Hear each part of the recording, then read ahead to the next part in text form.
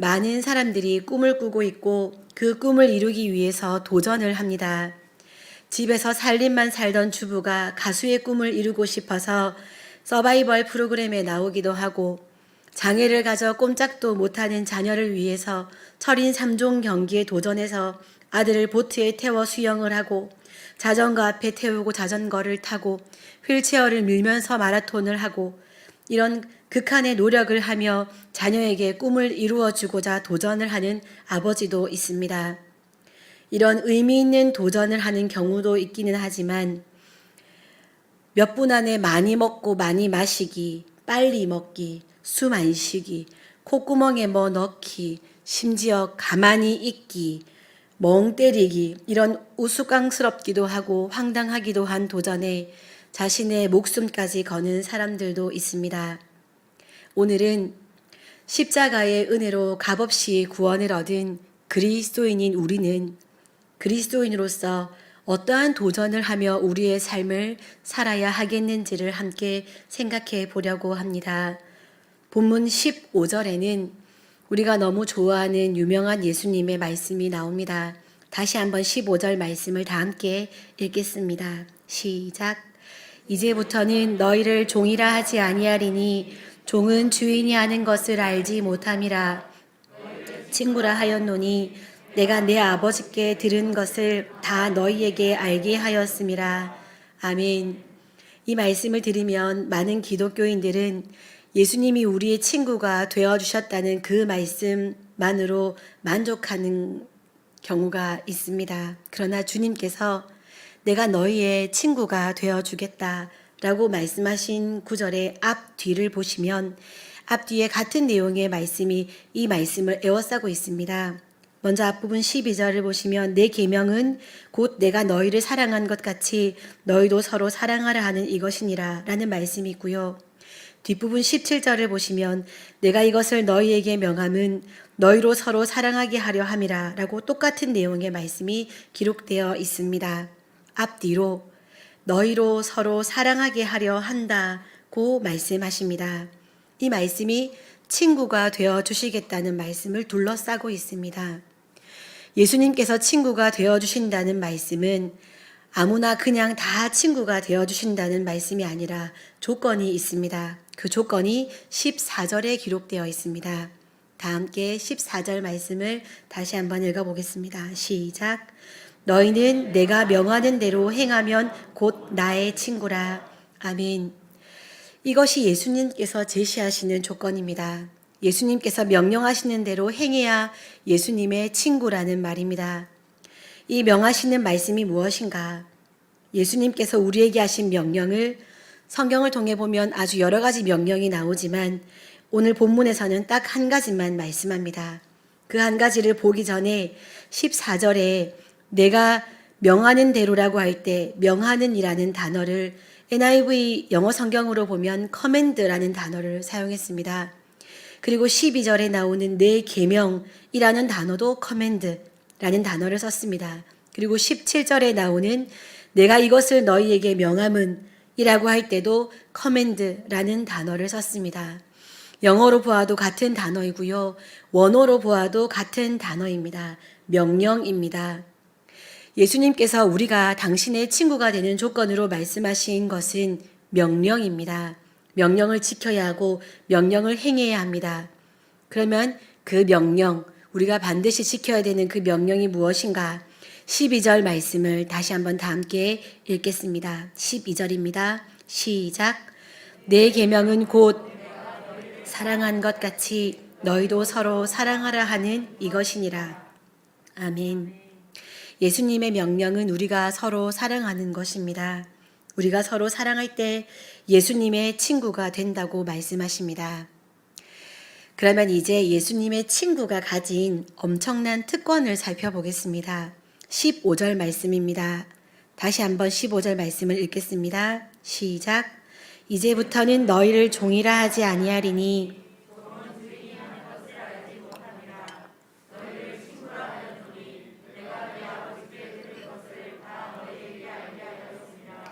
아멘. 종의 특징은 무지하다는 것입니다. 주인의 뜻을 모르는 상태로 움직이기만 하는 무지한 상태가 종의 상태입니다.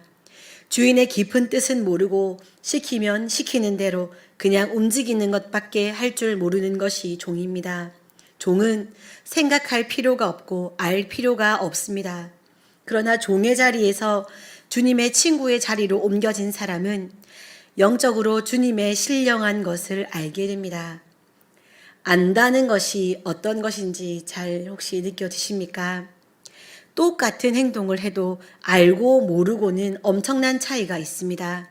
부부 사이도 서로를 잘 아는 부부와 서로를 모르고 자기만 아는 부부는 천지 차이입니다. 부부 사이만이 아니라 그것은 가정 전체의 분위기를 바꾸고 자녀의 성품과 인격 형성에 영향을 미치고 가문 전체의 분위기까지 영향을 주게 됩니다. 우리와 하나님과의 관계도 마찬가지입니다. 우리가 종으로 있을 때는 이 땅에서 일어나는 모든 사건, 사고, 재난, 고난 등을 볼 때 뿐만 아니라 만족, 행복, 즐거움을 구할 때에도 눈에 보이는 것밖에 볼 수 없고 하나님의 신령한 뜻은 보지도 못하는데 그래서 실제로 행복해야 할 때 행복한지도 모르고 살고 가슴을 찢어야 할 때 무감각하게 시간을 보내는 경우가 수도 없는데 예수님의 친구가 되면 이런 일상의 일들을 대할 때 하나님의 깊은 뜻과 목적과 의미를 알게 된다는 것입니다. 낱낱이 마음과 마음이 통하는 것입니다. 그것이 아는 것입니다. 알고 행동하면 움직임 하나하나가 다릅니다. 예언의 은사, 투시의 은사를 받은 분들이 있다고 하면 우리는 그들을 부러워하기도 하고 그 사람들 가까이에서 친하게 지내고 싶기도 합니다. 그들을 통해 하나님께서 나에게 원하시는 뜻과 계획을 알 수 있다면, 그래서 내 삶을 그렇게 살 수 있다면 좋겠다라고 생각합니다. 왜 하나님께서 나에게는 하나님의 음성을 들려주시지 않을까? 하나님의 뜻인 줄만 알면 고민도 안 하고 거침없이 달려갈 텐데 나를 향한 하나님의 뜻과 계획이 무엇인지 너무 궁금하고 알 수 없는 것이 답답하다라고 생각하는 분들도 있을 것입니다. 그렇다면 정말 기쁜 소식입니다. 우리가 주님의 친구가 되었을 때 우리는 너무 흔한 우리의 일상 가운데에서 또 피조세계를 경험하면서 설교 말씀을 들을 때, 성경을 읽을 때 가벼운 대화 한마디 안에서도 그 안에 담긴 하나님의 뜻과 생각을 알게 된다는 것입니다. 내가 경험하는 사건 하나, 단조로운 일상 하나에도 하나님의 메시지, 하나님의 뜻을 깨닫는 수준이 되는 것입니다. 너무 좋을 것 같지 않습니까? 이것만으로도 너무 좋긴 합니다. 우리의 분초를 통해 영광을 받으실 하나님의 뜻을 알게 된다는 것은 하나님의 마음을 안다는 것은 정말 감격에 겨운 일입니다. 그런데 그리스도인은 이것만 좋아하고 끝내면 안 됩니다. 안타깝게도 우리가 알고 싶은 것의 대부분은 이 땅의 일들입니다. 내가 이 땅에서 무엇을 하며 살면 될까? 누구와 관계하며 살면 될까? 이 상황에서 내가 어떻게 행동하면 될까? 어떤 것을 선택해야 될까? 하물며 하나님을 사랑하기 때문에 하나님을 위해서 하고 싶은 것도 이 땅에 보이는 열매들인 경우가 너무 많습니다. 사랑하는 성도 여러분, 우리가 예수님의 친구가 되어 아버지 하나님의 마음을 정말로 알게 되었다면 가장 잘 알아야 할 것이 있습니다. 가장 바르게 알아야 할 것이 있습니다. 그것은 바로 십자가입니다. 십자가를 통해 하나님께서 우리에게 보여주시고자 하는 것이 무엇인지 그리스도인은 이것을 가장 바르게 알아야 합니다. 십자가가 전하는 메시지가 다양하기 때문에 우리는 십자가에 대해서 일부를 알 뿐임에도 불구하고 십자가를 잘 알고 있다고 생각하곤 합니다. 오늘은 우리가 쉽게 지나쳤을 수 있는 십자가의 또 다른 의미, 아주 중요한 의미를 한 가지 생각해 보려고 합니다. 십자가에는 우리를 향한 예수 그리스도의 위대한 도전이 담겨 있습니다. 본문 13절 말씀을 다 함께 다시 읽어보겠습니다. 13절입니다. 시작. 이보다 더 큰 사랑이 없나니. 아멘. 이 말씀은 예수님께서 당신 자신의 이야기를 하는 것입니다. 십자가 이야기를 하고 계십니다. 예수님께서 친히 친구로 삼아주시고 가장 큰 사랑으로 당신의 목숨을 주신 대상이 누구일까요? 골로새서 1장 21절을 보시면 전에 악한 행실로 멀리 떠나 마음으로 원수가 되었던 너희를 이라고 되어 있습니다. 로마서 5장 10절에서도 곧 우리가 원수 되었을 때에 그의 아들의 죽으심으로 말미암아라고 말씀하십니다. 예수님은 사람이 친구를 위하여 자기 목숨을 버리면 이보다 더 큰 사랑이 없다고 말씀하시면서 그 일을 십자가를 통해 실제로 구현하셨습니다. 그런데 그 십자가는 받을 만한 조건을 가진 사람을 위해 하신 일이 아니었습니다. 원수된 사람까지도 위하여서 자기의 목숨을 내어주신 것입니다. 그리고 말씀하십니다. 내가 이런 위대한 도전을 하였으니 너희도 그리 하라고 말입니다. 그리스도인으로 이 땅을 살아가면서 예수님께서 나를 위해 죽으시면서까지 나를 사랑하시고 나의 친구가 되어주셔서 나에게 하나님의 뜻과 섭리를 알게 하신다는 나 중심적인 신앙생활에서 멈추어서는 안 됩니다. 내가 잘 알고 내가 잘 믿는 것의 증거는 우리가 정말 예수님의 친구라면, 정말로 예수님의 마음을 알아 살아간다면 아는 만큼 영적인 지식이 풍성해져야 합니다. 영적인 깨달음이 풍성해져야 합니다. 그 풍성한 영적인 지식의 가장 깊이에는 십자가의 사랑이 있습니다. 그 십자가, 원수까지도 친구로 삼아주시려고 목숨을 내어주신 그 십자가 사랑에 우리도 도전해야 합니다. 고집스럽게 나에게 머물러 있는 것, 그래서 내 조건에 맞추어 사랑하는 것, 계산하고 따져보고 사랑하는 것은 예수님을 닮은 영적인 풍성함이 아니라 영적인 궁핍함입니다. 세상에서 사귀고 만나는 친구 관계는 내 인격의 범위입니다. 내가 받아들일 수 있는 사람과만 친구가 됩니다.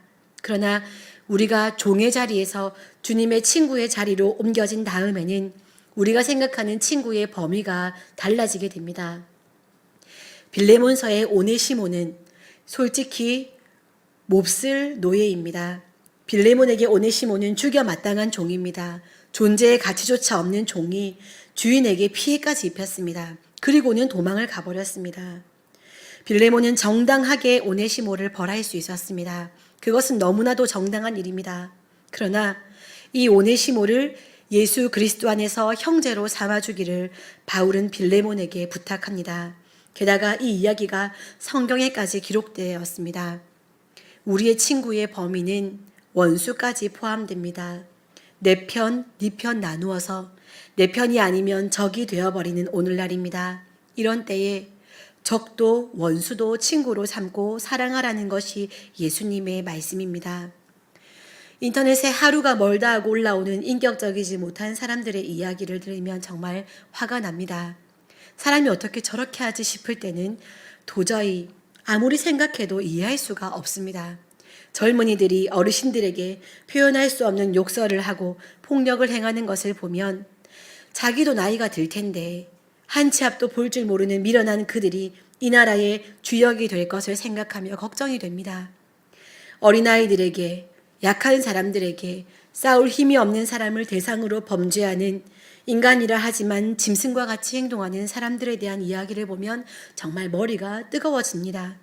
씻을 수 없는 고통을 주었으니 그들도 씻을 수 없는 고통을 줘야 속이 시원할 것 같습니다.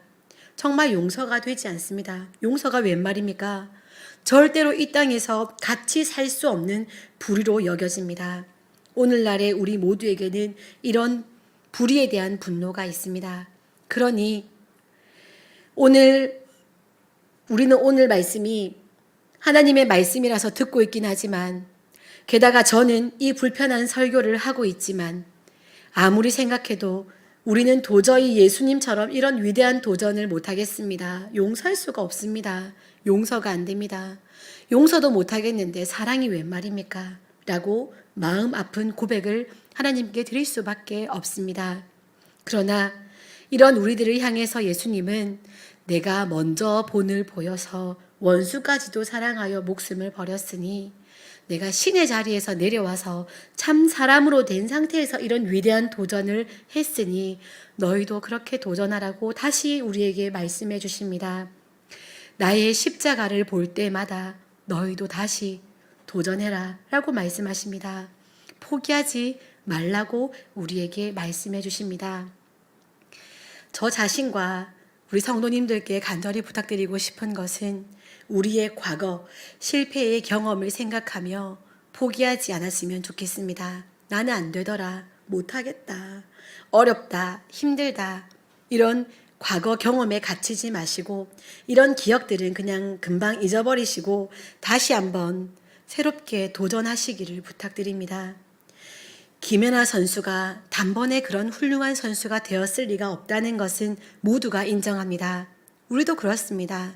단번에 어떻게 예수님의 친구답게 유유상종이 되겠습니까? 김연아 선수는 한 번 점프해서 넘어지면 그 자리에서 10번을 뛰었습니다. 그래도 안 되면 바닥에 앉아서 울고 다시 일어서서 또 뛰었습니다. 그냥 운동선수도 그렇게 도전합니다. 우리는 예수님께서 보여주셨고 예수님께서 알게 하셨고 예수님께서 우리를 가장 잘 알고 계신 예수님께서 요구하시는 도전을 하는 것이니 단번에 안 된다고 포기해서는 안 됩니다. 짐 엘리엇 선교사님에 관해서 그 이야기를 많이 들어보셨을 것입니다.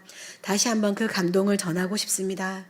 1956년 짐 엘리엇을 비롯한 5명의 젊은이들이 남미의 에콰도르라는 나라로 선교 여행을 떠났습니다. 조그만 비행기를 타고 해변에 내린 이들이 와다니족에게 복음을 전하기 위해 준비를 한 지 닷새가 되었습니다. 선교 본부에서는 이들에게서 소식이 없자 그들을 찾기 위해 비행기를 보냈습니다. 그때 그곳 해변에는 5명의 청년들이 무참하게 살해된 시신이 있었습니다. 그러나 죽어있는 그들에게는 한 가지 이상한 점이 있었습니다. 그들의 손에 총이 있었으나 총알이 발사되지 않은 채 죽었던 것입니다. 짐 엘리엇의 어린 아들이 짐 엘리엇에게 이런 말을 물었던 적이 있습니다. 와다니족이 공격하면 아빠는 방어하실 거죠? 총을 쏠 건가요? 짐 엘리엇은 대답했습니다. 아들아, 우리는 그들에게 총을 쏠 수 없단다. 그들은 천국에 들어갈 준비가 안 되어 있잖니. 우리는 준비가 되어 있지만 이라고 말했답니다. 아들이 말했습니다. 아빠, 한 가지만 약속해 주세요. 딱 한 가지만. 만약 위험한 순간이 닥치면 그 사람들에게 이렇게 말해준다고 약속해 주세요. 부어 비어 에눔 부어 와다니어인데 나는 당신의 친구입니다. 당신의 진실한 친구. 짐 엘리엇은 아들과의 약속을 지켰습니다. 자신의 배를 창으로 찌른 와다니 청년의 눈을 보며 부어 비어 에눔 부어 라고 말하고 죽었습니다. 예수님의 친구답지요. 이 이야기는 여기서 끝나지 않았습니다. 이 젊은이들의 아내 5명은 자신의 어린 아이들을 부둥켜 안고 남편이 순교한 그 나라를 다시 찾아갑니다. 다시 도전한 것입니다. 아내들은 그들을 돕고 보살피고 사랑해 주었습니다. 어느 날 와다니 추장이 부인에게 물었습니다. 당신은 누구이고 우리를 위해 이렇게 애써 수고하는 이유가 무엇인가? 부인은 이렇게 대답했습니다. 나는 5년 전 당신들이 죽인 그 남자의 아내입니다. 우리가 여기 다시 오게 된 것은 하나님의 사랑 때문입니다. 그 후 와다니족은 모두 예수 그리스도를 영접하게 되었습니다. 그리고 짐 엘리엇을 죽인 청년은 와다니족의 목사가 되었습니다. 그 여인들과 함께 있는 동안에 와다니족 청년이 이렇게 물었던 일이 있습니다. 왜 나무 벌을 타고 온 사람들은 우리에게 총을 쏘지 않았지? 부인은 이렇게 대답했습니다. 그들은 내게 말을 해주려고 온 거야. 웬공기에게는 아들이 있는데, 웬공기는 와다니족이 하나님을 부를 때 쓰는 용어입니다. 그 호칭입니다. 웬공기에게는 아들이 있는데 그는 찔려 죽으셨어. 그러나 그는 복수하지 않으셨어. 그럼으로써 그를 찌른 사람들이 이후에는 옳게 살라 하시려고 그러신 거야. 이 아내들 역시 예수님의 친구답습니다. 이 이야기를 볼 때마다 저는 그동안 제가 가지고 있던 사랑의 범위를 뛰어넘어야 한다는 마음이 느껴집니다. 나에게 잘해주는 일을 대한 선대, 사랑을 넘어서야 한다. 나와 무관한 누군가를 위한 기도와 사랑을 넘어서야 한다. 이제는 원수까지도 사랑할 수 있는 내가 되어야 한다. 이런 다짐을 하게 됩니다. 우리 모두가 예수님의 참된 친구가 되기를 원합니다. 짐 엘리엇이라는 사람이 아주 특별히 좋은 성품과 인격을 가지고 있어서 이런 일을 행한 것이 아니라면 그의 영혼 깊이 십자가에 대한 묵상과 십자가 사랑에 대한 확신이 있었기에 이런 일이 가능했다면 십자가에 대한 깊은 묵상이 있을 때 우리도 이런 사랑을 할 수 있다고 믿습니다. 내 한계를 넘은 사랑, 내 한계를 넘은 용서가 우리의 삶에서 이루어지기를 소원합니다. 그래도 나는 너무 어렵다 라고 생각하시는 분들이 계실까봐 책의 한 부분을 읽어드리겠습니다. 다니엘 김이라는 목사님의 철인이라는 책의 일부분입니다. 미국에서 신대원에 다닐 때 하루는 새벽 1시에 친구에게서 전화가 왔다. 간절히 만나달라고 해서 친구를 만나러 나갔다. 친구는 말을 꺼내지 못하고 자꾸 한숨만 내쉬었다. 나 사랑에 빠졌어. 확 때려주고 싶었다. 네가 사랑에 빠졌다고 새벽 1시에 나를 불러내냐? 간다. 아니야. 나 실은 중독이 있어. 중독이라니 문제가 심각해졌다. 무슨 중독인데? 친구는 주위를 살피더니 조용히 말했다. 인터넷 포르노 중독이야. 인터넷으로 성에 관련된 영상을 보는 중독에 걸렸다는 것입니다. 나는 깜짝 놀랐다. 친구가 말을 이었다. 아주 사랑스럽고 귀하고 순결한 여인을 만났어.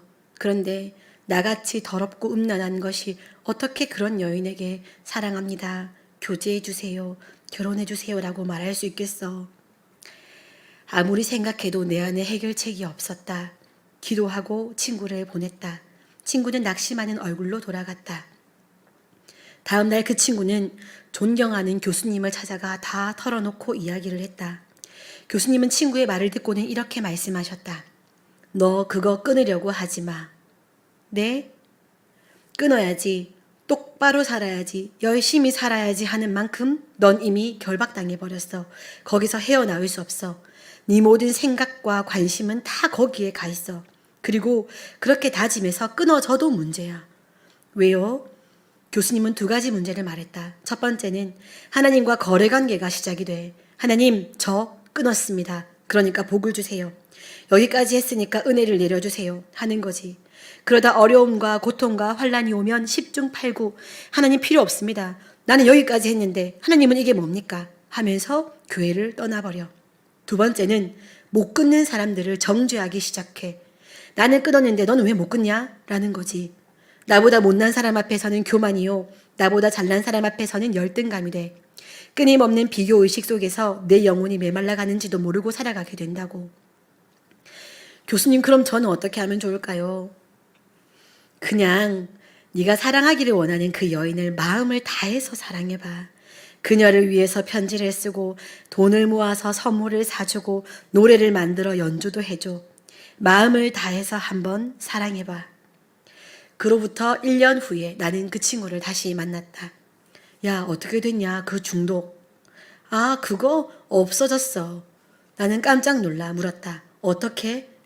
몰라? 그녀를 미치게 사랑하는 사이에 없어지더라. 복음은 죄를 억제하라고 말하지 않는다. 억제한다고 끊어질 죄가 아니기 때문이다. 그럴 것 같았으면 주님이 안 오셔도 되었을 것이다. 여기까지가 책의 내용이고요. 이와 유사한 내용의 문구를 제가 또 본 것을 적어놨던 것이 생각나서 그 문구는 이런 내용입니다. 쾌락을 억제해야 행복한 것이 아니고 행복해야 쾌락을 억제할 수 있다. 라는 문구였습니다. 사랑하는 성도 여러분, 예수님을 사랑하시면 그러면 됩니다. 지금까지의 나는 절대 못했어도 우리가 미치도록 사랑하는 사이에 우리는 그분이 십자가를 통해 보여주신 위대한 도전을 이룰 수 있습니다. 예수님의 십자가가 있어 우리가 있습니다. 이것만 아는 것으로도 매우 감사합니다. 그러나 우리의 신분은 구원받은 종이 아닙니다. 우리는 예수 그리스도의 친구입니다. 하나님의 깊은 섭리, 그 크신 사랑을 우리 영이 깨달아 아는 친구라는 자리에 우리는 서 있습니다. 사랑하는 성도 여러분, 우리를 친구로 부르신 예수 그리스도의 십자가 사랑을 묵상하시되 묵상으로 끝내지 마시고 십자가를 살아내려고 몸부림치는 우리가 되기 바랍니다. 그 몸부림이란 우리의 의로움이나 열심으로 애를 쓰는 것이 아니라 예수 그리스도를 사랑하여 도전하는 것입니다. 예수님을 뜨겁게 사랑하셔서 우리가 지금까지도 이룰 수 없었던 그 위대한 도전에 성공하시기 바랍니다. 어두운 이 시대, 고리 깊은 이 대한민국에 십자가의 사랑을, 십자가의 용서를 흘러넘치게 하는 우리 새빛교회 성도님들 한 분 한 분 되시기를 소원합니다. 기도하겠습니다.